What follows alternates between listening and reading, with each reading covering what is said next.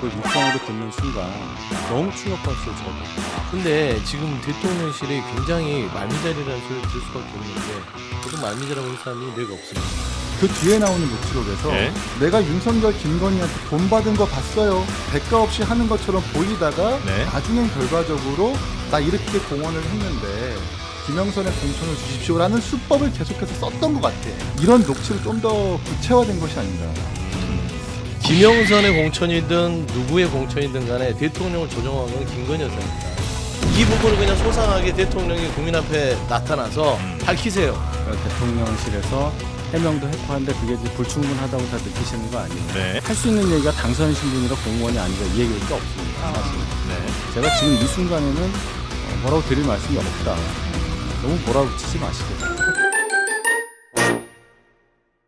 한없이 가벼운 정치 토크쇼 장르만 여의도 11월 1일 금요일 순서 시작하겠습니다. 반갑습니다. 정프로고요. 지금 정치권이 매우 혼란스럽고요. 그거를 잘 정리해 줄 곳이 저희 장르만 여의도밖에 없다는 그런 큰 무게감을 저희는 느끼고 있습니다. 그래서 오늘도 이 상황들을 잘 정리해 주실 네 분 모셨는데요. 금요일마다 댓글이 참 많이 올라옵니다. 오늘만큼은 말이죠. 짜증을 안 내기로 약속을 저희와 해주실 수 있겠죠? 제 얘기입니까? 제가 저 감정 조절을 잘 하겠습니다. 투더리 스머프 우리 윤희석 대변인님 어서 오십시오. 예, 안녕하세요. 네, 반갑습니다. 똘똘이 스머프 우리 서용주 소장님 반갑습니다. 반갑습니다. 좀 파라니까 스머프. 네. 자, 그리고 오늘 시작도 전부터 팬분들이 많이 오셨습니다. 개혁신당 이기인 최고위원님 어서 오십시오. 네, 반갑습니다. 네, 오. 반갑습니다. 이긴. 네, 아유 굉장히 팬들이 많아요. 팬이 많아요. 예, 부러워요. 예, 앞에 음료수 수박이에요? 토마토라니까 토마토. 뉴스 토마토. 아이고야. 야지를 넣네. 우리 서영주 소장님. 감이 있네. 야지라뇨. 예, 지가 뭐야? 저거는 토마토입니다, 그죠? 토마토. 네, 수박 주스 아니고요. 토마토. 네, 읍천리 겁니다. 그렇습니다. 읍천리 토마토. 그리고 뉴스 정리해 주실 우리 신혜영 기자님 반갑습니다. 안녕하십니까. 네. 일단 어제 뭐 이렇게 저희가 웃으면서 시작을 했습니다만 진짜 심각한 녹취가 좀 터져갖고 대통령의 이제 육성이 그대로 전 국민이 듣지 않았겠습니까? 관련된 소식들 오늘도 좀 이어서 전해드릴 텐데 그 뒤로 또 후속 보도들이 좀 있고요. 먼저 우리 신혜영 기자께서 네, 요 내용들 조금 정리 좀 해주실까요? 일단 다시 듣고 가는 게 좋을 것 같습니다. 네. 어저께 민주당이 긴급 기자회견 열고 대통령의 공천 개입을 의심할 만한 육성이 담긴 녹취를 공개했죠. 네. 녹취의 시점은 2022년 5월 9일 네. 대통령 취임식 전날 윤 대통령과 명태균 씨의 통화입니다. 네. 들어볼게요.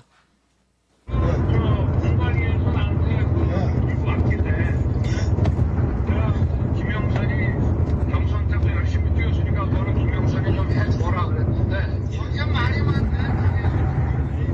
진짜 평생을 잊지 않겠습니다. 고맙습니다. 예. 지 마누라가 옆에서 아니 오빠 명 선생님 그거 처리 안 했어? 명 선생님이 이렇게 아침에 이래 놀라셔가지고 전화 오게끔 만든 게 오빠 이거 오빠 대통령으로 자격 있는 거야? 그리고 처음에 무슨 말이 많은지 나는 했다 나는 분명히 했다라고 마누라 보고 얘기하는 거야. 그 장관 앉혀 뭐 앉혀 아무것도 모르는데 이거 앉혀라 저거 앉혀라 안 한 거야. 그 마누라 앞에서 했다고 변명하는 거야. 내가 평생 의뢰 있지 않겠습니다. 하니까. 그리고 바로 끊자마자 마누라 전화 왔어. 선생님, 윤상현이한테 전화했습니다. 보안 유지하시고 내일 취임식에 꼭 오십시오. 네, 저희가 녹취를 이어서 두 개를 들었는데요. 네. 앞에 부분은 윤 대통령과 명태균 씨의 녹취고 음. 두 번째 명태균 씨의 녹취는 그 통화의 맥락을 설명하는 거예요. 네. 대통령이 왜 나한테 전화가 왔느냐. 음. 여사가 대통령을 뭐 압박했기 때문이다. 네. 오빠 명선생 처리 안 했어? 왜 명선생 아침에 놀라서 이렇게 전화 오게끔 만든 거 오빠 대통령 자격 있는 거야? 네. 이러다 보니까 대통령이 나한테 전화 와서 이렇게 얘기를 한 거고 그 전화 끊자마자 여사한테 바로 전화가 왔다. 네, 이 충격적인 녹취를 저희가 이제 어제 이제 거의 모든 방송들 가운데 저희가 가장 먼저 전해드리지 않았나 싶은데 왜냐하면 저희가 11시 시작을 하잖아요. 예. 자, 시간대가 좀 애매한 거 아닌가. 아침도 아니고 저녁도 아닌. 그런데 참 저희가 시간대를 잘 잡았다고 어제 처음 느꼈습니다. 어제 민주당이 발표하자마자 저희가 이제 가장 속보로 전해드렸는데 저희가 9시 반에 사실 기자회견 했잖아요. 네. 녹취는 다 나왔는데 반응이 안 나왔어요. 당사자들 반응이 11시부터 속속들이 나오기 시작해서 저희가 가장 먼저 전해드렸죠. 예, 맞습니다. 네, 그래서 어제 반응도 실시간으로 좀 전해드리긴 했는데 그래도 물론 이제 각 반응들 듣기 전에 한 말씀씩만 어제 녹취 이제 들으셨을 거 아니 실시간으로. 네. 방송하면서 했어요. 아 그러셨어요? 네. 어떤 느낌이셨습니까? 망했다. 오늘 왜 이렇게 약간 표정이 많은 걸 내려놓으신 표정으로. 아이, 내려놓을 수밖에. 그러니까 자, 이 내용은 알고 있었습니다. 그렇죠? 네. 예. 보도가 됐었잖아요. 그렇죠, 그렇죠. 예. 네, 그냥 전원처럼. 예. 근데 그걸 육성으로 듣는 순간 음성 지원이 아니라 그냥 쌩 맞잖아요. 네, 그렇죠. 싱크로율 세 자리. 네. 어우 뭐 아. 너무 충격받았어요. 저도. 거의 뭐 혼돈의 카오스셨군요 어제. 그냥 아무 생각이 안 나고 이 방송 한 20분 남은 시점이었는데 이거 어떡하냐. 네. 가장 문제가 됐던 대목은 뭐예요? 공관위가 나한테 들고 왔길래요. 뭐 아니면 김영선이를 뭐 해줘라. 뭐 해줘라. 좀 해줘라? 해줘라 그랬잖아요. 아. 좀 해줘라. 했으면 하는데 이 정도면 넘어가죠. 예. 좀 해줘라. 근데 당에서 말이 많아. 예.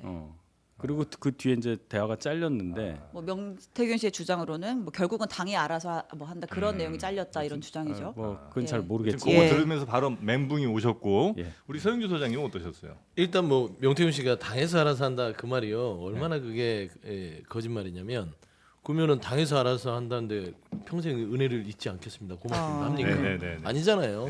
좀 해줘라. 이거는 해줬다는 어떤 확인 사살한 것이고 예. 저는 어제 그 육성을 보면서 진짜 뭐 할 말이 없겠구나. 국힘 끝났다. 예, 왜냐면 그동안 그 명태균 씨 주장에 대해서 방어막이 뭐였냐면 전원이었습니다. 전원. 네네네. 강혜경 씨의 전원, 명태균 씨의 주장, 네. 그다음에 사기꾼의 허풍, 허풍. 뭐 이런 등등등을 했는데 대통령의 음성이 나오면서 직접 증거와 거의 비슷한 그렇죠. 이런 거잖아요. 네. 그렇기 때문에 이젠 더 이상 전원으로 막을 수 없었어요. 그래서 이제 윤희숙 대변인한테 죄송하지만 그렇게 얘기할 수밖에 없을 것이다. 만약에 망했다라고 할 수밖에 우리 이기인 최고위원은 어제 근데 윤인석 대변인님이 좀 정직하신 게 오늘 솔직히- 다른 방송에서 뭐 권영세 의원이라든지 다른 아. 분들은 계속해서 이렇게 뭐라 그럴까요? 옹호하고 두둔하기 조금 바빠요. 그분들하고 전 다르죠. 근데 그래서- 저도 아침에 좀 들었는데 네. 톤이 어떤 톤이냐면 뭐 이제 뭐 현역 의원이라든지 국민의힘 뭐 좀 친윤계 인사들은 그럴 수도 있지. 그러니까 뭐 이런 사적 톤이에요. 대화다 예, 예. 일반적인 의견 개진이라고 표현하는데 한편 우리 장르만 여의도 나오신 우리 윤석 대변인님은 정직하게 말씀하시는 것 같아가지고 아직까지 국민의힘에 이런 분이 있구나라는 생각을 다행스럽게 하면서 네. 일단 굉장히 국가적 비극이라고 생각을 그러니까 합니다. 공천을 줬어야 되는데 너무 솔직해가지고 공천 못 받으니까 비극이다 이렇게 네. 좀 아, 똘똘 뭉치시라니까. 제 얘기하지 말고 이걸 해요. 알겠습니다. 집중하세요. 알았어요. 자 그러면 자. 이제 각 반응들이 이제 예, 나왔잖아요. 이어서 관련자들의 뭐 반응, 뭐 해명 이런 것들이 나왔어요. 네. 근데 저는 일단은 이 해명을 다 고지고대로 믿기에는 조금 어렵다. 왜냐?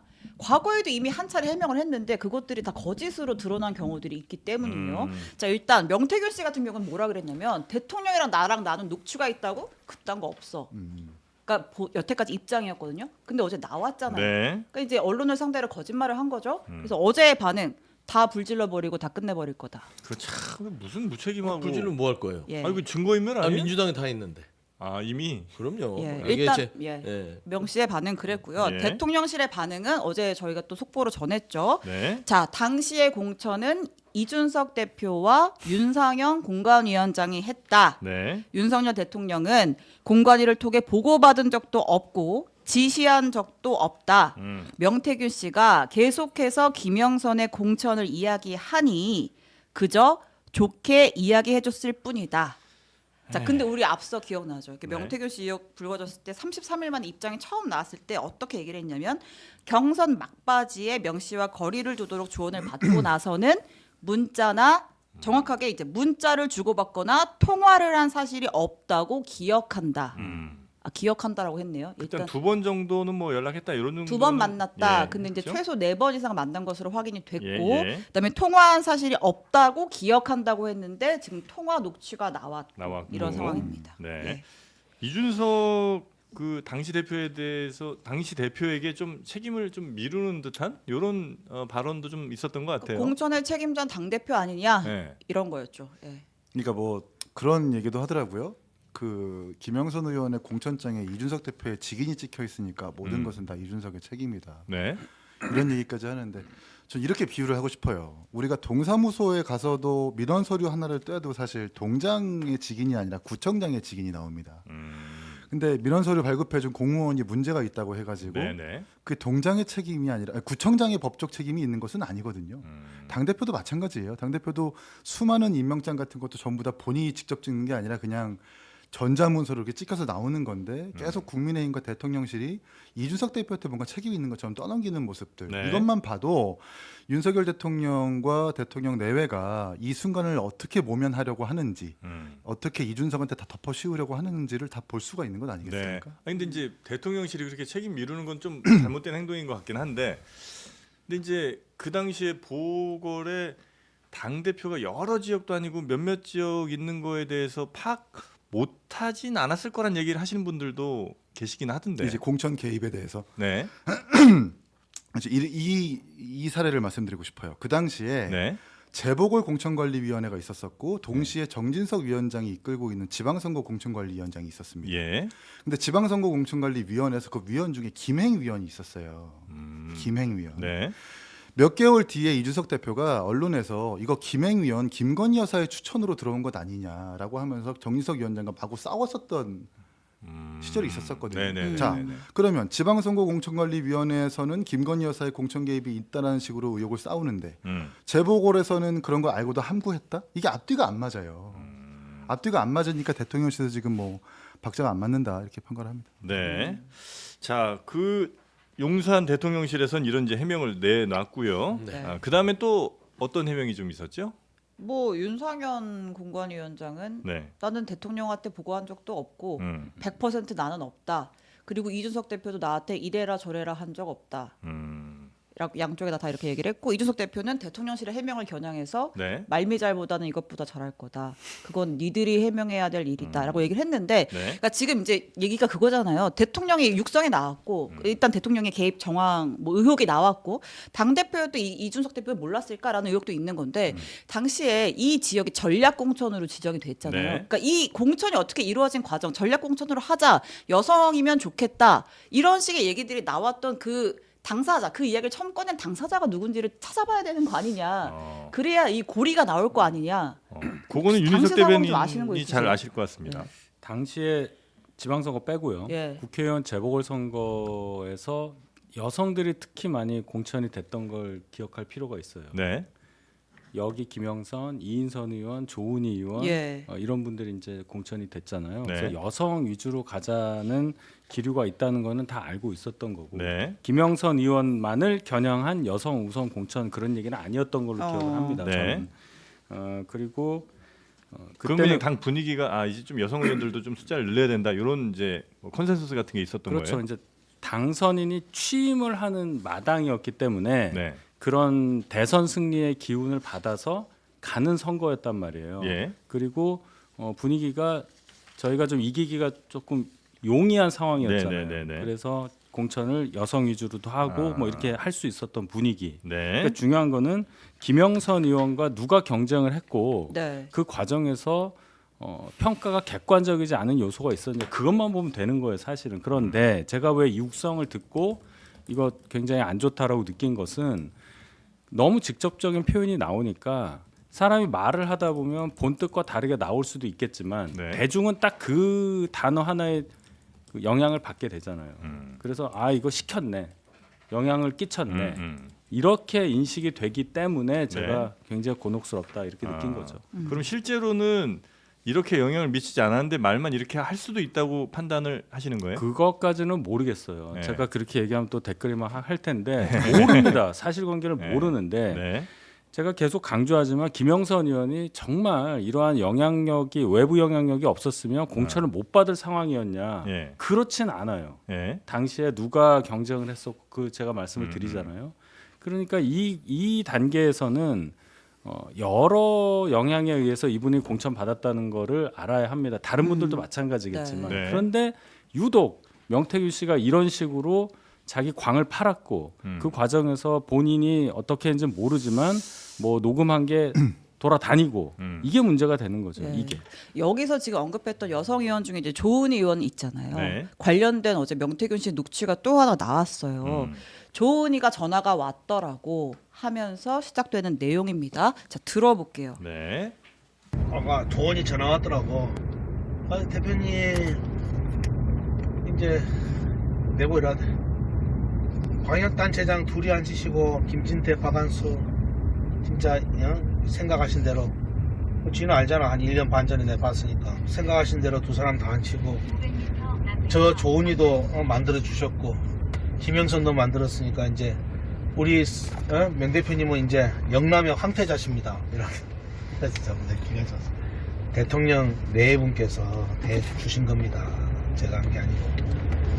아니 우리 명 대표님이 다 했잖아요. 제 것도 그렇고. 네. 네. 명태균 씨의 전언이고 주장입니다만 내용을 정리하면 조은희 의원이 명태균 씨한테 네. 명태균 씨 당신이 김진태, 박완수 다 생각한 대로 안 치고 나도 만들어줬고 김영선도 만들어줬다. 명 대표님은 이제 영남의 황태자다. 이렇게 얘기를 하고 거기에 대해서 명태균 씨가 네. 이거 대통령 내분이 해주신 겁니다. 내가 아니고. 아이고. 이렇게 뭐 덕담인가요? 주고 받습니다. 네. 그러니까 이 녹취만 보면 네. 명태균 씨가 그러니까 보궐선거 6일 보궐선거뿐만 아니라 3월에 있었던 국회의원 보궐선거, 그다음에 6월 지방선거에 전반적으로 개입한 정황이 의심이 된다. 이렇게 네. 볼 수가 있겠습니다. 오늘 저한 말씀 드리면 네네. 우리가 지금 이 해명을 가지고 우리가 혼돈하면 안 되는 게 있어요. 네. 뭐 윤석열 의원은 간 적이 없다. 이준석 대표는 뭐 이거는 나는 모르는 사실이다. 네, 네, 네, 네. 근데 지금 대통령실이 굉장히 말미잘이라는 소리를 들을 수밖에 없는 게 보통 말미잘이라고 해서 사람이 뇌가 없습니다. 근데 따지고 보면 본인이 이준석 대표나 윤상현 그 위원장 당시에게 그 권한이 있기 때문에 그들의 책임이라 하면 윤석열 대통령은 그들의 책임을 침범한 거예요. 당무에 개입한 거예요. 아, 본인의 그렇죠. 직무가 그러니까 아닌데. 육성 자체를 네. 부인할 수 없는 사실이라고 했는데 본인이 이준석 대표와 윤상현은 전략공관위원장이 해야 될 일에 대해서 진범. 공천 줘라, 좀 안 쳐라. 네. 라고 해서 본인이 개입한 꼴이잖아요. 네. 원래 그 사람들이 책임이고 그 사람들의 권한이라고 얘기하는 거예요. 그렇기 때문에 저는 이 해명에 대해서 왈가왈부 이 사실관계는 중요하지 않고 네. 대통령이 지금 현재 공천을 조은희 의원까지의 녹취까지 따지면 광역단체장 네. 부분도 다 관여했다는 거 아닙니까? 네, 네, 네. 그래서 저는 이거는 5월 9일을 시점으로 해서 대통령 임기 중에도 당무와 공천에 얼마만큼 개입을 했는지는 수사를 통해서 밝혀야 될 문제이기 때문에 네. 이게 뭐 이준석, 뭐 윤상현 이들과의 진실 게임 중요하지 않다. 저는 그렇게 생각합니다. 근데 이제 그건 우리가 좀 깨야 될 것 같아요. 예를 들면 대통령이 이제 이렇게 얘기할 수 있잖아요. 아니 내가 직접 개입한 게 아니라 명태균이라는 사람한테 전화가 와서 내가 그냥 그 사람 기분 좋게 하려고 그냥 아유 다 뭐 열심히 했는데 좀 잘 안 되네 요 정도 얘기 그러니까 멘트만 좀 한 거다. 요거를 좀 깨야 되지 않습니까? 아니 그러면은 네. 통상 명태균 씨는 진짜 영남의 황태가 아니라 신이에요. 그런 대통령의 허세와 허풍이 현실로 기적처럼 다 됐잖아요. 네. 그러니까 김영선 의원이 공천을 받았잖아요. 네. 기분 좋게 그냥 한 소리인데 공천이 됐어요. 뭐 창원 산단도 마찬가지고요. 그러니까 지금 우리가 얘기하는 허세라고 계속 이쪽에서 변명을 대통령실에서 해봤자 네. 현실은 이미 존재하고 있는 거예요. 뭐 박완수, 김진태 등등등. 그러니까 이게 없는 사실이라면 허세인데 네. 싱크로율이 아예 안 맞으면 허세인데 싱크로율이 너무 100% 완벽해요. 네. 그럼 어떻게 부인해요? 알겠습니다. 저희가 이제 정치권의 반응도 전할 건데 네. 그 전에 이제 오늘 오전에 또 속보로 나왔던 요 소식은 전하고 가야 될 것 어떤 거죠? 같아요. 대통령의 지지율 소식인데요. 아, 지지율. 예, 20% 갤럽 기준입니다. 20% 선이 붕괴됐습니다. 처음이죠. 네, 10월 마지막 주죠. 긍정평가 19%, 부정평가 72%. 저희가 이제 추이를 쭉 보고 있는데 20% 초중반 때 막 박스권이다 이런 얘기를 했었잖아요. 네. 무너졌습니다. 딱 지난번이 이제 정확하게 20 딱 걸렸었고. 네, 그때도 위기다라고 했었는데 네. 19% 처음 10%대 진입을 했습니다. 네. 부정평가의 가장 큰 영향, 그러니까 이제 비중을 차지한 건 역시나 김건희 여사 관련 문제였습니다. 20%가 무너진 거는 어떤 상징적 의미가 있습니까? 아니면 뭐 지난주보다 1%인데 뭐 요 정도 느낌이에요. 의미가 있죠. 네. 예. 네, 앞자리가 바뀌면 네. 그 사람들이 인식하는 게 1이 아니라 10으로 생각하잖아요. 그렇죠. 예. 네. 그 무슨 대 10%대, 20%대 네, 이렇게 네. 나누니까. 여기서 이제 이걸 반등시킬 만한 사실은 뭐 모멘텀 같은 건 거의 없어 보이잖아요. 아니, 그러면 있다고 해야죠. 무슨 말씀을 하시는 겁니까? 여기서 뭘 어떻게 없어 보인다니요. 이거 어떻게 하실 건데 그러면? 여기 나중에 진짜로 반등이요? 김건희 여사 문제만 해결하면 반등이 되죠. 아, 예. 김건희 여사 문제 여기 해결하면 나와있잖아요. 마이크를 서영주 소장한테 넘길게요. 죄송합니다. 예. 아니 좀 좋은 말씀을 이어가고 하셨어요. 대통령 시정연설 오시나요? 그건 제가 모르죠. 그러니까 와야 된다고 생각하세요? 와서 어떤 얘기를 해야 된다고 생각하세요? 오셔야 된다고요? 네. 오시는 게 전 아니, 좋다고 질문이. 생각하는데 네. 그럴 상황이 아닌 걸로 알고 있습니다. 지금 상황에선 그러면 지금으로서는 대통령이 시정연설에 불참할 가능성이 높다는 다 기류가 그렇게 있나요? 보시지 않아요? 그래 질문하는 거 아니에요? 이게 여당 내부에서 들리는 이야기를 여쭤. 오셨으면 좋겠어요.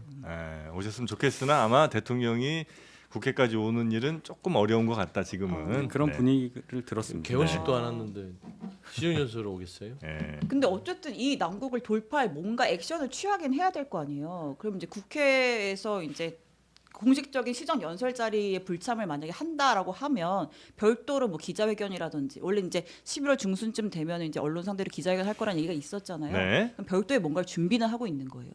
지금 지지율 얘기하다 갑자기 글로 가니까 그러니까 지지율에 튀는 느낌이에요. 타개를 할 방법에 대해서 이제 질문이 나와서 네. 어떤 식으로도 액션을 취해야 하는데 시정연설도 안 오고 뭔가 메시지를 낼 창구가 없다면 별도의 뭔가를 만드느냐라는 거죠. 이벤트를. 질문이 갑자기 이렇게 마이크를 급하게 잠깐 급발진을 하시니까 자 우리 그럼 짜증 지지율 짜증 안 얘기 내기로 다시 했죠 잠깐만 우리. 이거는 네네. 지지율이 이렇게 돼서 어떻게 네. 생각하냐 이 예. 얘기를 좀 하다가 갑자기 팍 들어오면 그럼 지지율 얘기 다시 할게요. 하고 네, 있다가 그렇게 들어가죠. 가야죠. 예. 네, 네. 그 요인이 뭐고 이런 예. 얘기를 하고 들어가야 되는 거 아니에요? 네. 요인은 근데 제가 설명을 했잖아요. 그러니까 가장 높은 지지율이 이렇게 부정평가 낮아진 건 이후 사실 김건희 여사 문제 그 17%. 요인은 뭐 여러 가지가 있겠습니다만 지난주에도 한번 말씀드렸다시피 1위가 김건희 여사 문제, 네. 그다음에 뭐 이것저것 있었습니다만 경제라든지. 근데 이제 지금은 대통령 본인이 이제 이 하락의 핵심이 이제 될 거 아니에요. 지금 발표 나온 거는 아마도 대통령이 육성 녹음 전일 것 같은데 육성 녹음까지 공개가 됐으면 앞으로 더 떨어질 거 아닙니까? 그런 상식적으로. 가능성이 많죠. 네, 예. 그렇다면 이거를 이대로 그냥 15, 13, 11 이렇게 떨어지게 그냥 둘 수는 없을 거 아니에요. 여당 입장에서.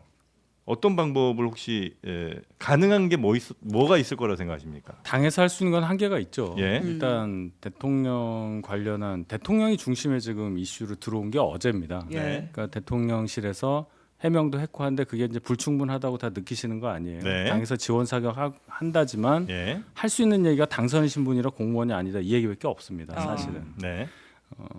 오늘 운영위가 있고요. 예. 네. 내일 민주당이 장애 집회를 하고 예. 네. 그럼 주말 지나고 월요일이 됐을 때 또 어떤 상황이 벌어질지 모르기 때문에 예. 제가 지금 이 순간에는 뭐라고 드릴 말씀이 없다. 너무 몰아붙이지 마시기를. 그렇게 안 하셔도 보실 분 다 봐요. 그래서 네. 이인숙 대표님이 저한테 마이크를 넘겼는데 네. 이렇게 다시 왔어요. 근데 이제 답이 나왔잖아요. 네. 김건희 여사 문제가 부정평가 이후 17%로 가장 높았다. 예. 지난주가 14%로 1위를 탈환했었어요. 예. 민생을 탈환이라- 앞서서 탈환이라는 표현이 맞나요? 탈환했죠. 민생을 눌러버리고 김건희 여사의 문제가 부정평가 네. 1등이었는데 네. 이번에는 포인트가 3% 포인트가 더 높아졌단 말입니다. 예. 그러면 저는 그냥 답은 아주 명확해요. 분명하고 예. 김건희 여사에 대한 문제를 일단은 해결하면서 예. 본인의 육성 음성에 대한 법적 책임이라든지 음. 국민이 납득할 만한 설명을 해야 된다. 네. 이런 부분들은 지금 어제부터 계속 나온 오늘 운영이도 그렇지만 대통령실의 해명이 보통 이제 프레스 가드잖아요. 네.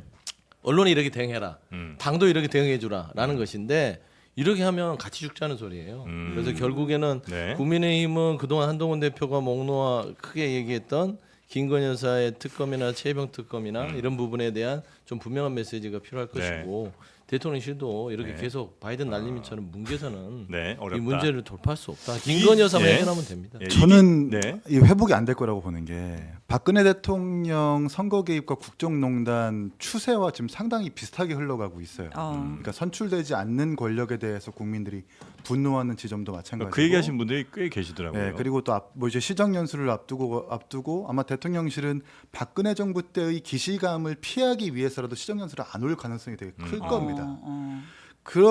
그런 저런 상황들을 종합해 봤을 때 더 네. 이상 뭐 김건희 여사의 사과라든지 더 이상 특검을 운운하는 거 어차피 대통령실 특검을 받을 것도 아니겠지만 실기했다. 이미 네, 어저께 녹취록이 나오면서 네. 손쓸 수 없는 지경에 이르렀다. 예. 뭐 그렇게 생각을 합니다. 네. 아니, 이게 전에는 김건희 여사 문제가 지금 제일 부정적이니까 김건희 여사 문제를 할 수 있는지 없는지 모르겠지만 이렇게 이제 도련해서 김건희 뭐 명태균 뭐 이런 여러 가지 문제들을 어떻게 좀 뺄 수가 있었을 것 같은데 지금 이제 대통령과 명태균 씨의 직접 통화 녹취가 나오면 이걸 이렇게 도려내거나 잘라낼 수가 없는 상황 아닌가?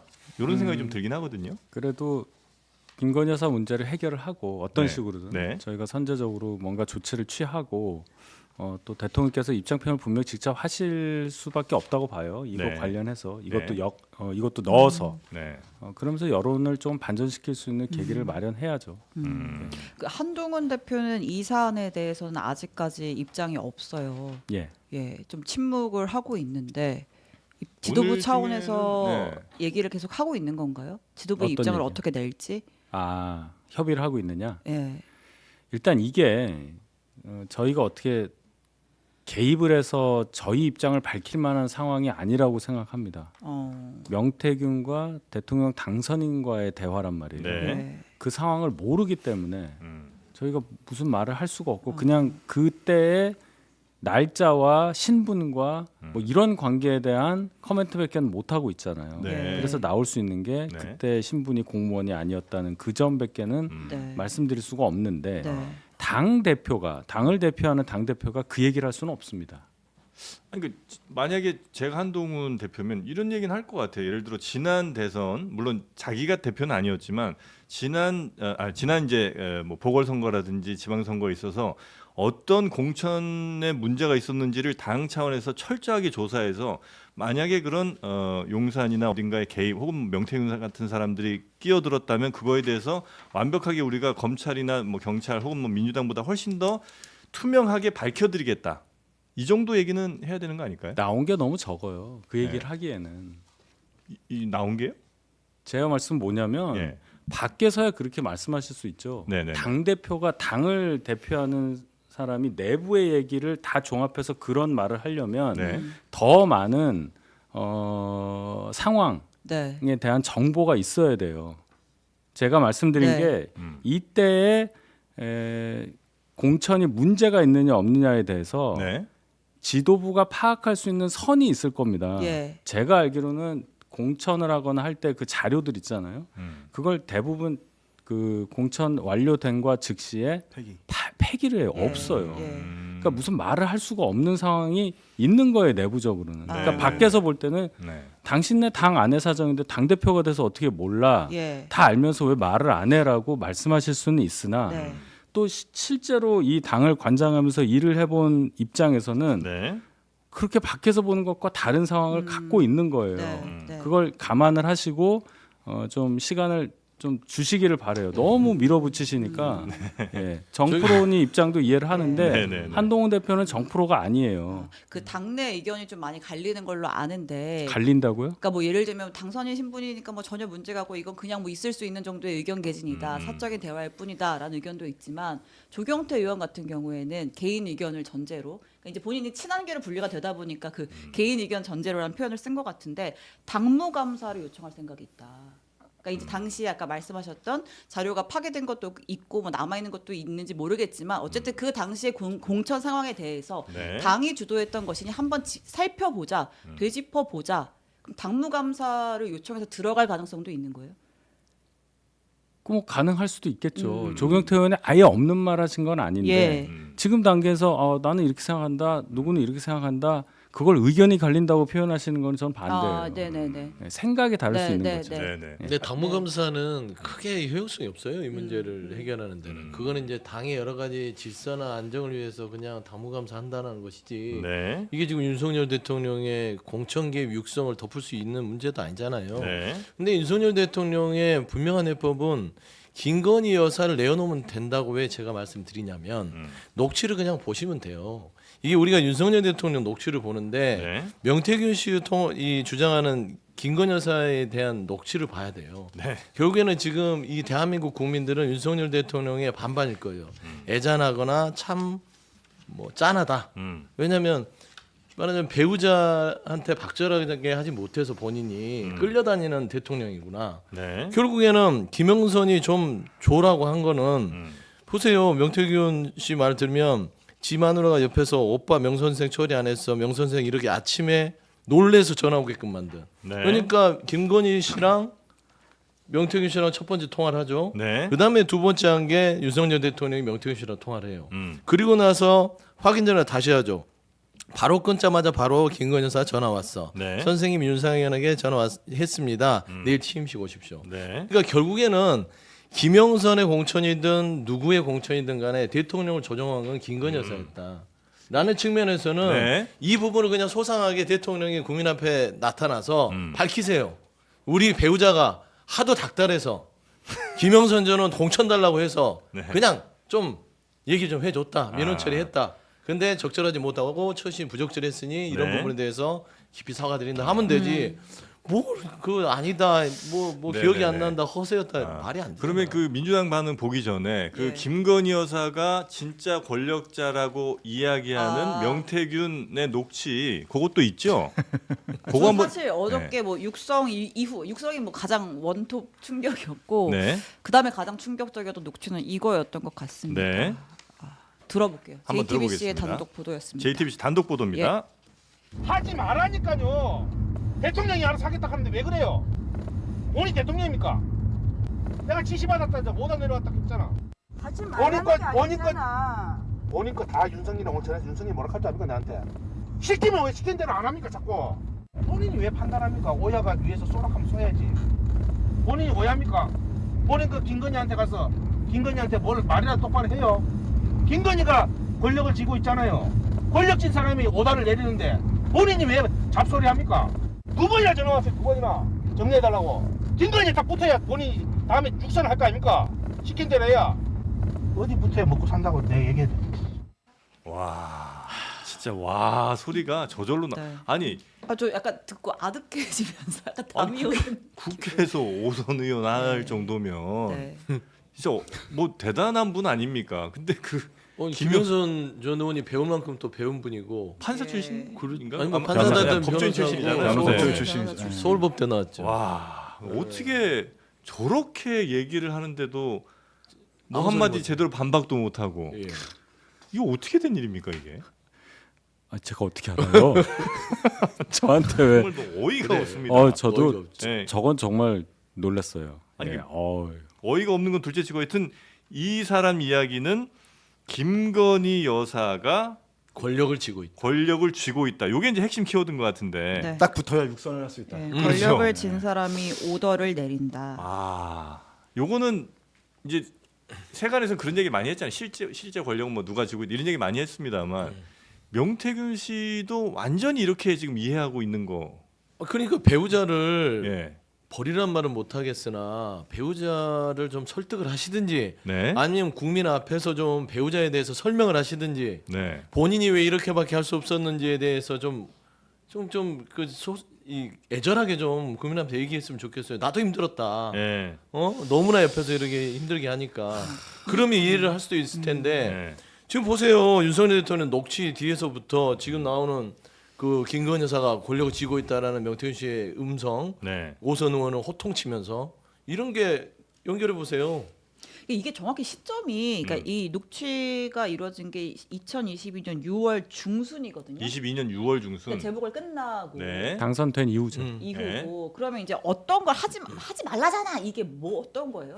국회 부의장 나가려고 그건 좀 했던 알아봐야 그 되겠다. 당시인 거예요? 국회 예, 부의장. 저는 그렇게 알고 있습니다. 국회 부의장을 김영선 의원이 이제 하고 선수도 싶어 찾고 했고, 예. 충분히 할 만한 상황이니까 내가 하겠다고 아마 얘기를 한 것 같아요. 이건 이제 추측입니다. 예. 그런데 아마도 용산에서 볼 때는 그 마음이 아니었던 모양이죠. 그래서 명태균에게 얘기해서 좀 정리 좀 해라. 자꾸 좀 나오려고 하는데 못 나오게 좀 해라. 이런 취지의 육성 녹취라는 그렇게 추정이 돼요. 추정이 된다. 그러니까 지금 어떠냐면 그 명태균 씨와 강혜경 씨의 녹취들이 처음에 나오고 그 강혜경 씨와의 녹취에서 그러니까 명태균 씨가 전원으로 했던 것들이 지금 당사자가 녹취로 다시 나오고 그러니까 예를 들면 명태균 씨가 강혜경 씨한테 뭐 예를 들어 그 국회 부의장도 사모의 지시가 있어야지라고 이제 얘기를 막 했던 것들이 네. 막상 지금 명태균, 김영선 당사자의 통화로 계속 나오는 거예요. 근데 사실 우리 이기인 최고도 이런 얘기를 이제 정치권에 계셨으니까 좀 들으셨을 거 아니에요. 전혀 듣지 못했죠. 아 그래요? 권력의 중심에서 멀리 있었기 때문입니다. 얘기해 줬잖아 내가. 예. 원 왜 이거? 안타깝습니다. 근데 예. 비극이죠. 사실 오선 의원이나 된 분이 아무것도 아닌 사인한테 이렇게 조인트를 맞는다는 식으로 네. 이렇게 뭔가 아주 세워놓고 때리는 그런 식의 와. 녹취가 나온다는 건 안타깝고. 네. 근데 저는 국회 부의장 관련해서가 아닌 것 같은 게 네. 자꾸 잡소리 하지 마라 막 이렇게 호통을 예, 치거든요. 예. 그러니까 대통령 내외가 불편해할 만한 사항들을 언론 내지는 김영선 의원이 여기저기서 흘리고 다녔던 것 같아요. 그 국회 부의장의 출마 비출마 이걸 떠나서 예. 뭐 나름의 나름의 판단으로 이렇게 좀 뭐 대통령을 평가를 한다던가 국민의힘을 평가를 한다든가 하는 이런 소리 때문에 가만히 있으라는 식으로 그렇게 명태균 씨가 호통을 친 것 같은데 네. 어쨌거나 참 모양새가 이상한 그러니까 모양새죠. 이분 표현대로라면 오야 기분 불편하지 않게 자꾸 그렇죠. 그분들 기분 상하지 않게 가만히 좀 있어라. 그리고 여기서 저희가 가만히요? 주목해야 되는 건 네. 나는 그 뒤에 나오는 녹취록에서 예. 내가 윤석열 김건희한테 돈 받은 거 봤어요. 뭐 안 남기고 해야 반대급부를 얻을 수 있는 거 아니요? 맞아요. 그거 있어요. 이럽니다. 예. 그러니까 계속해서 여론조사든 뭐든 대가 없이 하는 것처럼 보이다가 네. 나중엔 결과적으로 나 이렇게 공헌을 했는데 김영선의 공천을 주십시오라는 수법을 계속해서 썼던 것 같아요. 네네네. 이 언론에서 이제 81차례 여론조사를 해가지고 그 대가가 뭐 김영선의 공천이었다 이런 얘기가 의혹만으로 그쳤는데 네. 이런 녹취로 좀 더 구체화된 것이 아닌가 싶습니다. 그러니까 그 방금 말씀하셨던 것처럼 그 얘기 있더라고요. 진짜 내가 뭐 돈 한 푼 받는 거 봤냐고. 네. 윤석열 뭐 김건희 두 분한테 다 이렇게 해드리고 그리고 나중에 가서 뭐 공천도 받아오고 하는 것이지. 그러니까 아주 가르치시더라고요. 이게 이제 김영선 의원. 반대급부를 얻을 수 있는 네. 거 아니요 열받게구로 이러고 이렇게 호통을 치는데 네. 이런 수법이 아주 익숙해져 있는 사람이다. 네. 그래서 저희가 앞서 네. 그 이제 윤 대통령을 명태균 씨가 뭐 이제 앞이 보이지 않는 부사다 이렇게 칭하고 그 위에서 이제 안전뱅이 주술사. 뭐 주술사라는 표현을 쓰면서 이제 김건희 여사를 지칭하는 것도 전원으로 들었었잖아요. 네. 이것도 명태균 씨의 녹취가 직접 공개가 됐습니다. 음. 나를 알아봐 준 건 네. 김건희 여사다. 나를 알아봐 준 거. 예, 이어서 좀 들어볼게요. 네. 생각해봐 그 사람들이 내가 무슨 서울대 나왔어 서울에서 26까지 소 젖자다가 나온다는 게 다 알아. 근데 그 사람들 왜 나를 그렇게 대할까? 그 사람들이 정말 대단한 게 뭔지 알아요? 사람을 알아보는 거야 김건희가. 그래서 내가 윤석열이 장님 무사인데 윤석열이를 내가 처음 만났으면 윤석열이 나를 못 알아봤고 김건희를 내를 만났기 때문에 김건희 때문에 윤석열이라 그래. 김건희가 사람 볼 줄 아는 거니까. 네, 사람을 알아볼 줄. 그래서 어제 딱 한마디 했어 김건희가. 우리 명 선생님 선물은 김영선, 박안수. 네. 사람을 알아볼 줄 안다. 네. 그래서 김건희 여사, 그러니까 윤석열 대통령은 날 못 알아봤을 거고, 그럼 그렇게 대통령 되는 것도 안 됐을 거고, 김건희 여사가 날 알아봐서 내가 이렇게 쫙 펼쳤기 때문에 대통령도 되고, 그리고 이제 선물 받은 게 김영선, 박완수 공천 얘기겠죠, 그죠? 예. 제가 그 조금 위험하다 생각하는 게 네. 네. 뉴스토마토에서 지금까지 명태균 씨 관련 보도를 한 10개 정도 한 걸로 기억을 하는데 네. 기사가 한 10개 정도 나왔는데 네. 거기서 큰 따옴표로 인용한 말들이 하나씩 이제 육성으로 나온단 말이에요. 네. 그러면 그 기사들 중에 있었던 큰 따옴표에 있었던 내용들이 아직 밝혀지지 않은 것들도 녹취 파일이 확보돼 있을 가능성이 크다. 그렇죠. 예. 그래서 제가 예. 지금 상황에서 무슨 말씀을 못 드리겠다고 하는 것도 있어요. 네, 네. 이게 하나가 있고 오해하시지 않으셔야 될 게 이렇게만 들어가면 네. 명태균이 아니었으면 윤 대통령이 당선도 안 됐고 명태균이 아니었으면 김영선은 5선이 안 됐고 예. 명태균이 아니었으면 뭐 조은희 의원 뭐 이런 사람도 안 됐고 이렇게 생각하시지는 마시라. 대선 캠프가 예를 들어서 그렇게 돌아가지 않고 이런 사람 말고 훨씬 더 정상적인 궤도 안에서 네. 제도권 안에서 정말로 당의 승리, 윤석열 후보 승리를 위해서 뛴 사람들이 훨씬 많습니다. 뭐 한 몇만 명 될 거예요. 그러니까 이 사람의 하나의 비정상적인 사람의 발언과 녹취와 이런 행동 때문에 네. 전체를 보시지는 마시라. 제가 그 말씀은 꼭 강조하고 싶습니다. 그러면 그렇게 성실하게 일했던 몇만 명의 가슴에 대못을 박은 김건희 여사나 윤석열 대통령은 정말 반성해야 될 거는 같고요. 얘기가 그렇게 가네. 아니 따져보면 그렇죠. 못을 박은 거죠. 그 성실한 사람들한테 보상을 해줘도 모자랄 판에 네. 이런 이 명태균 사람한테나. 씨에 놀아나서 네. 이렇게 공천과 국정 이런 부분에 정말 혼란을 초래하고 있잖아요. 네. 근데 저는 그렇습니다. 김건희 여사 우리가 오랫동안 이상하다 싶었어요. 대통령이 왜 이 국정 운영을 이렇게 하지? 예. 이렇게 비정상적으로 하지? 이게 뭐가 다른 이유가 있는 거 아니야? 라고 했는데 김건희 여사를 사랑한 게 아니라 김건희 여사에게 지배당하고 있는 게 아니었나 라는 생각까지 가게 돼요. 네, 왜 네. 그러냐면 좀 논의 얘기지만 김건희 여사 명품백 사건 무혐의 나올 때도 이상했고요. 네. 최근에 주가 조작 무혐의 네. 나오는 것도 이상하다고 지금 생각하던 차에 예. 네. 이 공천 과정에서 윤석열 대통령이 취임 전날 배우자인 김건희 여사의 닭달에 못 이겨서 네. 김영선 의원에 대한 공천을 확정지켜주고 예. 그 다음에 명태균 씨를 김건희 여사가 취임식에 오세요라고 김건희 여사 얘기하잖아요. 네. 대통령이 아니라. 그러면 이게 뭐지라는 게 이제 궁금증이 풀리고요. 대통령이 스스로 결정한 건 뭔가 도대체. 그렇죠. 그 다음에 지금 대통령실이나 대통령께서 시기를 놓치면 안 되는 게 녹취 큰 따옴표 뭐가 터질지 모릅니다. 예. 네. 그러니까 지금은 대통령의 육성이지만 김건희 여사의 육성이 터지는 순간 네. 이건 또 어떻게 할 거예요? 지금 오늘 나온 얘기로는 그러니까 명태균 씨와 윤석열 대통령 또는 김건희 여사, 그러니까 대통령 내외와의 녹취가 최소 50개 50개. 전 더 있다. 그리고 이제 그 가운데 네. 이제 공천 개입 의혹과 관련된 건 녹취가 2개다. 이런 보도가 일단 그러니까 공천 있죠. 관련된 게 2개고 네. 그러면 대통령 부부와 명태균 씨가 직접 통화한 게 한 50개쯤 되는데 그중에 녹취가 나머지 있고. 것들은 다른 뭐 내용이겠죠. 뭐 인사나 뭐 이런 거 관련된 혹은 뭐 정책이나 이런 거 뭐 뭔지는 알 수는 없으나 알 수 없습니다. 네. 예. 근데 일단 만약에 그렇게 진짜 정책이나 아니면 뭐 인사 관련된 것까지 만약에 나오게 되면 그 상황이면 상상하고 싶지 않으시죠? 대통령실 해명 입장이 하나가 더 나와서 요즘 전하려고 하는데요. 아, 네. 그러니까 어제는 일단 그 녹취가 나오고 공식 대변인실 명의 입장문이 나왔고 네. 이제 지금은 이제 연합뉴스 TV의 단독 보도로 대통령 고위 관계자의 이제 전언을 전한 건데 취임식 전날 통화한 뒤 윤 대통령과 명 씨의 추가 통화는 없었다. 안 좋습니다. 그러니까 이렇게 하면, 네. 앞선 해명은 경선 이후에는 통화나 문자가 없었다. 예. 근데 기억이 취임식- 없다. 기억이 없었던 걸로 기억한다. 기억이 살아났나 정확하게 보다. 하겠습니다. 네, 그리고 나서 취임식 전날 녹취가 나왔죠. 네. 그리고 나서 이제 나온 입장은 취임식 전날 통화 이후에는 통화가 없었다.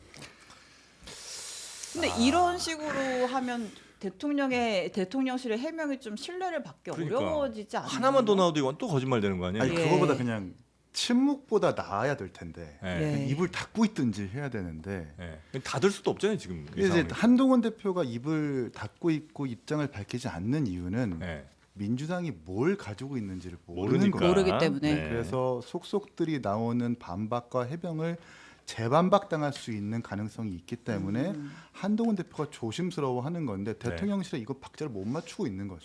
아, 그러니까 만약에 이렇게 있다가 그 틀린 그러니까 해명과 틀린 뭐 하나만 나와도 바로 이제 신뢰는 지금도 별로 없지만 그렇죠. 뚝뚝 떨어지는 이거 걸 텐데. 말미잘 취급 당할 만해요. 대통령실이. 네. 그렇지 않습니까? 지금 해명이 말미잘 주스예요 그거? 아, 그런가? 색깔 비슷한 거. 아 이거 자, 예, 이제 그러면 민주당 좀 예, 한번 이제 가볼까요? 사실 탄핵 이야기가 조금 이제 군불이 떼지고 있는 상황인데 물론 민주당이 직접적으로 탄핵이란 단어를 언급하지는 않고 있습니다. 네. 어저께 노정면 의원이 우리 당 당직자 입에서 탄핵이란 단어가 먼저 나올 일은 없을 것이다 이렇게 얘기를 하긴 했는데 네. 일단 지금 그 당선인 신분의 이야기다라고 음. 하는 것도 결국은 이제 이게 탄핵까지 갈까봐 탄핵으로 다툴 만한 사유가 될까봐 이제 그것들을 지금 따지고 있는 거잖아요. 그거를 좀 얘기를 해봤으면 좋겠어요. 정말 당선인 신분이어서 법적인 문제가 없는 건지. 근데 또 민주당의 주장은 그거거든요. 그러니까 전화 통화는 취임식 전날이었지만 실제로 공천이 실행된 건 5월 10일 그러니까 취임 이후지 않느냐. 네. 그때 영향을 미쳐서 공천이라는 결과가 나온 거 아니냐. 그렇다면 이건 대통령의 신분으로서 한 거 아니냐. 그러니까 행위 자체가 예. 언제까지 이어지느냐에 아마 예. 문제가 있는 것 같긴 한데. 말장난이죠, 말장난. 예. 예. 그래서 뭐 법적인 걸 우리가 지금 뭐 여기서 다툴 건 아니긴 하겠습니다만 네. 공무원이냐 아니냐 정도는 따져볼 수 있잖아요. 근데 공무원은 아니, 법적인 걸 지금 친윤계에서 적극적으로 다투고 있어요. 이게 혹시나 탄핵까지 번지지 아니 않을까 제가 하는 말씀 우려가 좀 있기 드리면 때문에. 네. 저도 정리를 민주당 쪽 사람들하고 여러 통화하면서 어제 정리를 해봤더니 이걸 공무원으로 안 볼 수가 없다. 안 볼 수가 없다. 왜 그러냐면 대통령 당선인이라 하더라도 네. 거의 대통령직에 준하는 일들을 했어요. 그러니까 경호도 그렇게 받았고요. 총리에 대한 어떤 임명권도 있었고요. 인수위원장에 대한 부분들은 인수위원장은 공무원으로 의제가 됩니다. 그러니까 이 인수위라는 자체는 이미 공무를 집행하는 일을 했기 때문에 당선인과 대통령은 이름만 다를 뿐 대통령이라고 보는 게 맞다라는 네. 것이기 때문에 제발 이걸 갖고 좀 이 국민의힘 쪽에 있는 율사 출신들이 많이 얘기를 하시던데 네네네. 말장난 안 했으면 좋겠고 이거는 뭐 법적으로 이쪽으로 다투면서 뭐 시선을 좀 옮겨놓고 싶은 그런 생각 같지만 네. 국민들 바보 아닙니다. 약간 좀 화나실 것 같은데. 그 얘기가 저는 아니고. 생각이 조금 다른 게 네. 저도 야당이지만 네. 이제 처벌 조항에 있어서는 그 죄형 법정주의라는 원칙이 있잖아요. 네. 거기서 유추해석 금지라는 게 있습니다. 그러니까 정확하게 공직선거법상 공무원으로 명시가 되어 있으면 공무원에 해당하는 사람에 대해서만 처벌할 수 있는 거예요. 네. 예. 이를테면 이런 겁니다. 제가 만약에 누군가를 때렸는데 다음 날 제가 계속 공부하던 공무원이 됐어요. 그럼 제가 폭행죄로 들어가느냐, 아니면 독직 폭행죄로 들어가느냐? 폭행죄로 들어가는 거거든요. 네. 그러니까 이제 행위와 결과에 있어서 그 행위의 신문에 있어서 결과까지 따라가는 거지 이걸 공무원으로 보기엔 조금 어려운 것은 사실입니다. 전 그렇게 봐요. 법리적으로. 근데 법리적으로 사실 이건 되게 부차적인 문제고 네. 가장 중요한 건 이제 정치적 책임이라고 저희는 보여지는데 사실 이 녹취록은 윤석열 정부의 탄생의 그 의의를 스스로 부정하는 일이라고 저는 봐요. 왜냐하면 윤석열 대통령이 어떻게 대통령이 됐습니까? 네. 박근혜 대통령의 선거 개입에 있어서 엄정한 수사와 그 잣대를 기준으로 총장도 되고 대통령이 된 사람인데 네. 그 기소시킨 범죄 혐의와 유사한 녹취록을 본인이 스스로 자인한 거잖아요. 네. 그렇잖아요. 이거는 법적 문제, 법적 책임을 떠나가지고 유권자의 신뢰를 대단히 잃어버리는 행위이기 때문에 법적 문제는 차치하고 이렇게 정치적 책임이 오히려 더 훨씬 더 국민들로 하여금 탄핵을 야기끔 심리를 좀 유발하는 것이다 이렇게 이게 생각합니다. 잘 모르겠는데 이건 어떻게 됩니까? 예를 들어서 내일부터 이제 출근하게 된 공무원 임용 시험 통과해갖고 자 내일부터 월요일부터 출근이야. 근데 일요일에 직무와 관련해서 뇌물 받았어요. 그랬을 때 민간인 신분이기 때문에 뇌물죄는 적용이 안 된다든지 뭐 이렇게 돼요? 다음 날 예를 들어 공무원 아침 9시부터 출근 이렇게 되면 그 얘기가 네, 그 뇌물 이런 될것 겁니다. 같은데. 우리 그러니까 그렇게 될 것 같다라는 걸로는 해결이 안 되는 뭐 거죠. 그렇겠죠. 법적으로 네네네네. 넘어가면은 네.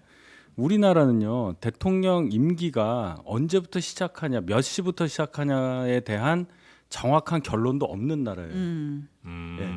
미국은 취임식 당일 0시부터예요. 네. 우리나라는 여러 없어요, 설이 그게? 있어요. 5월 10일이 취임식인데 네. 취임식 당일 0시부터인지 아니, 취임하는 선서할 때인지. 순간인지 그걸 몰라요. 아무도 결론을 내린 적이 없어. 그래요? 그러면 이 얘기를 할 거면은 네. 진짜 이 민주당 주장대로라면 김영선 의원 공천 발표가 몇 시에 있었고 이것까지 해야 돼요. 맞아요. 예, 그러니까 시흥시 이후냐 전이냐. 그렇죠. 오전이냐, 그런 얘기까지 오후냐. 가야 되는 거니까 이거 다 국민의 생각과는 굉장히 거리가 먼 딴 얘기처럼 들리잖아요. 그렇죠. 예. 그래서 지금 이 단계에서 네. 저희가 이 얘기를 하는 거는 어쩔 수 없이 할 수밖에 없는 상황이 있다는 거를 먼저 말씀을 드리고 이걸로 모든 걸 커버하려는 건 아니다. 예.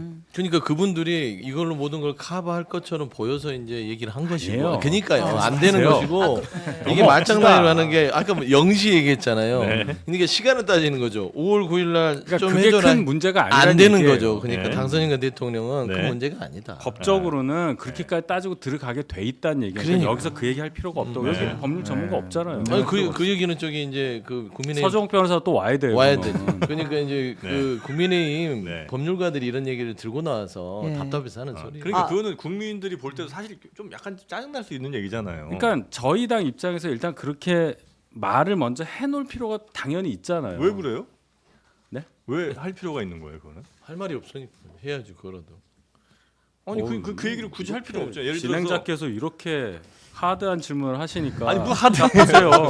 당선인 신분에서 한 얘기란 말이에요. 네, 그럼 네, 당선인이 어떤 신분인가에 대해서 네. 얘기를 안 할 수가 없는 게 네. 박근혜 대통령 사례하고 연결을 지으니까 네. 거기서의 차이점이 딱 그 한 지점 아닙니까? 네. 탄핵 사유가 될 수 있느냐 없느냐. 그러니까 이 때문에 얘기를 따지는 해야죠. 거죠. 아니, 그러니까 탄핵 사유가 될 수 없느냐 막 이렇게 얘기를 하잖아요. 그러니까 이걸 얘기를 해야죠. 여기에 대해서 그럼 저 국민의힘의 그런 뭐 율사 출신, 저 법률가 출신 의원분들이 지금 5월 9일이냐 10일이냐에 따라서 이거는 뭐 대통령은 당선인 신분이다 이 얘기를 할 게 아니고 지금 뭐 언제 하루 전에 이 전화를 했느냐 마느냐의 문제가 아니고 대통령으로서 그런 전화를 받고 부적절한 대화를 한 것 자체는 굉장히 옳지 못하다. 그런 얘기도 하잖아요. 다만 조경태 의원 여기에서 같은 분. 실제적으로 대통령의 영향력이 당까지 정말 행사됐는지는 한번 우리가 확인해 보겠다. 요 정도 멘트면 듣기에도 의원들이 저 정도 얘기하는구나 될 것 같은데.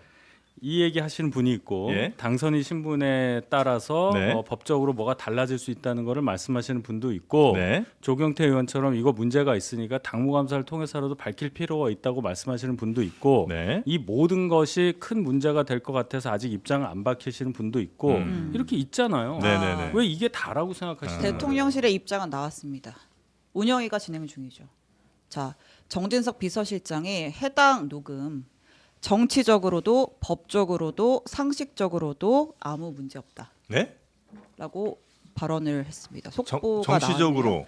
그러니까 지금 우리가 이제 이 당선인 신분 얘기한 거는 이게 예. 법적으로 문제가 되느냐, 예. 뭐 된다 안 된다, 뭐 혹은 그렇다면 뭐 정치적으로는 좀 이런 거에 대해서 부적절했다 사과할 수 있는 거 아니냐 이런 얘기를 지금 한 거잖아요. 예. 정치석 비서실장은 해당 녹음 정치적으로 법적으로 상식적으로 아무 문제가 없다라고 했습니다. 발언이 상식적으로 문제 있는 것 같은데. 아니 이거 좀 약간 문제 아니에요? 아니 그 정진석 비서실장이잖아요, 대통령. 네. 예. 그러면 비서실장의 운영이 나온다는 건 대통령을 대신해서 얘기하는 거거든요. 네. 그렇습니다. 그러면 대통령 입장이 그거라고 우리가 이제 확인할 수 있는 것인데 네. 저는 훌륭한 신랑감은 봤어도 이렇게 훌륭한 탄핵감은 처음 봤다라고 국민들이 많이 네. 생각할 것 같아요. 근데 네. 이거는 그냥 하려면 마음대로 해봐. 내가 뭘 잘못했어? 니들이 나를 어떻게 할 수 있겠어? 거의 국민에 대한 도발이다. 그 대통령실의 사실 공식 입장인 거잖아요, 이게.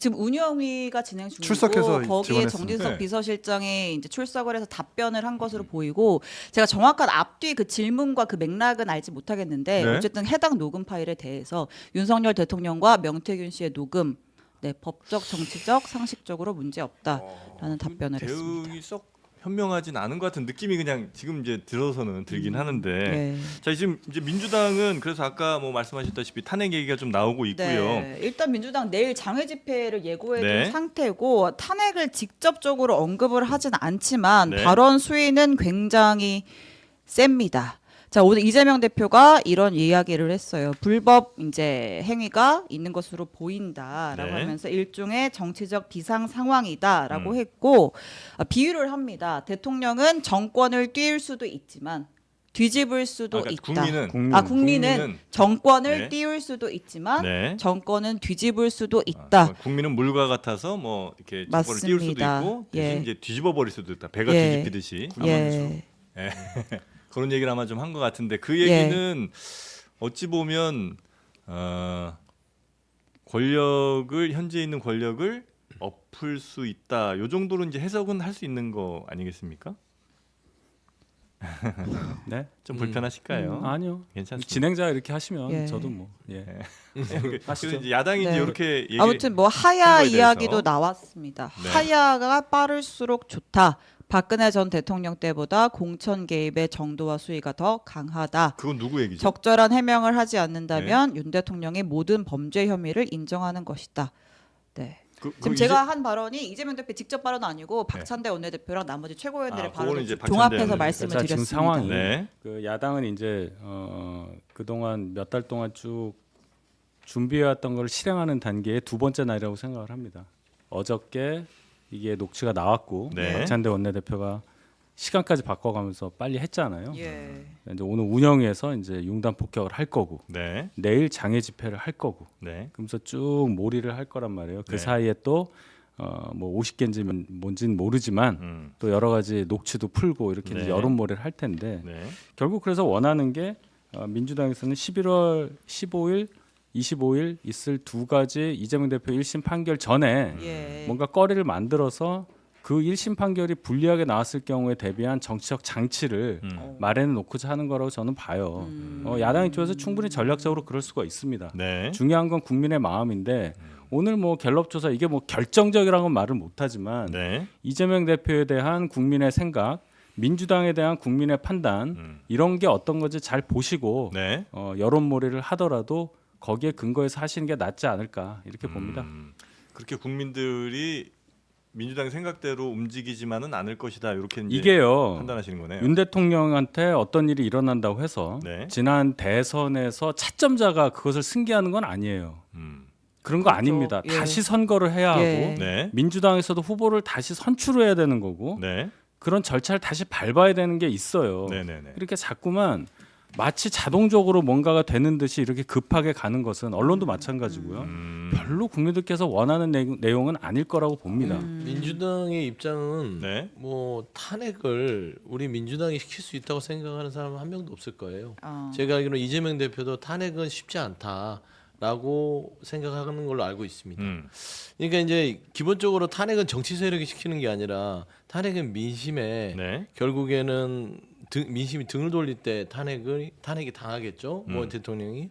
근데 이제 그런 부분에 있어서는 최소한 김건희 여사에 대한 리스크가 이 국정과 민생을 가로막기 때문에 김건희 여사의 규탄 대회를 하는 거예요. 네. 그래서 제가 해법을 주는 겁니다, 대통령한테. 네. 김건희 여사를 좀 치워라. 그래야만 국정을 제대로 할 수 있고 민생도 제자리를 찾을 수 있다라고 요구하는 것이기 때문에 네. 저는 이 집회를 탄핵 집회라고 보는 것은 좀 무리수다. 혹시 저 조국혁신당은 지금 뭐 탄핵을 아주 좀 전면에 네. 내세웠고 저 개혁신당은 어떤 입장이신지 좀 여쭤봐도 될까요? 일단 저희는 탄핵에 대해서 뭐 당론을 모으거나 그런 적은 없는데 네. 저 개인적인 의견으로는 학습 효과가 있기 때문에 네. 국민들도 그렇고 탄핵에 있어서 부정적 어감이 아직은 더 클 겁니다. 왜냐하면 탄핵이라는 것이 권력을 다시 새로 고침하는 역할이 있을 텐데 박근혜 정부가 탄핵되고 나서 들어선 정부가 문재인 정부였고 네. 문재인 정부가 분열된 국론을 통합하거나 화합시킬 공산이나 기재는 없이 더욱 세대 갈등이나 남녀 갈등이나 계층 갈등이 더 심화됐단 말입니다. 지금은 사실 정치인들뿐만 아니라 지지자들까지 일체화돼가지고 심리적인 정치적 내전 상태라고 좀 표현하고 싶은데 그런 상황에 이르렀기 때문에 이걸 아는 유권자들은 네. 또 탄핵이야? 탄핵되면은 또 어떻게 할 건데 또 다시 분열되는 거야라는 것을 알고 있는 거죠. 그렇기 때문에 민주당 주최의 이 장애 집회가 뭐 크게 환영받지 못하는 이유는 네. 그런 탄핵에 있어서의 어떤 역기능을 국민들이 체감했으니까 네. 저희 개혁신당은 그 민심을 알고 있기 때문에 좀 조심스럽고 신중하다 이렇게 말씀드립니다. 지금 탄핵 얘기도 있고 뭐 하야 얘기도 있고 또 무슨 얘기가 있냐면 임기 단축 개헌 얘기가 있어요. 이거는 민주당에서도 이제 나오는 목소리인데 김용민 의원이 이 주장을 했죠. 임기 단축 개헌. 네, 대통령이 임기 단축 개헌을 선언해야 한다. 어, 그렇게 되면 임기가 얼마나 단축을 해요? 내년 5월이면 임기가 끝이고 네. 그러면 탄핵보다 더 빠르게 탄핵도 절차가 길어지니까 네. 더 빠르게 이제 끝낼 수 있다. 뭐 저희가 잠시 후에 이따 김용민 의원의 네, 인터뷰를 할 건데 이런 주장 사실 박근혜 대통령 때를 또 떠올릴 수밖에 없게 되는데 가능성이 있는 주장이라고 보세요? 개헌에 방점을 둔다면 예. 그것도 가능할 수는 있는데 예. 내년 5월 얘기가 아니라 내후년 지방선거와 대통령 선거를 같이 해서 예. 4년 중임제를 할 경우에 네. 중간 선거 성격의 총선을 만들자는 거예요. 그러면 대선, 총선, 대선 이게 2년 주기로 있는 거잖아요. 네, 네. 그런 정상적인 사이클을 만들자는 차원으로 논의할 수는 있겠지만 거기엔 전제가 현직 대통령이 본인 임기를 단축해야 되는 네, 네. 하나의 그 결단이 필요한 네, 거잖아요. 예. 그거를 지금 압박하는 거다. 이거는 압박해서 될 리가 없죠. 네. 그러니까 이제 대통령에게는 예를 들어 국민의 민심 자체가 대통령 이제 그만하세요라는 그런 요구가 높아지면 세 가지 네. 선택이 있잖아요. 탄핵, 임기 단축 개헌, 그다음에 하야입니다. 네. 근데 탄핵은 타의에 의해서 당하기 때문에 이게 가장 모양이 빠져요. 그다음 빠지는 게 하야예요. 네. 이것도 모양이 빠지죠. 근데 세 번째가 개헌을 앞세워서 정치 개혁을 하겠다.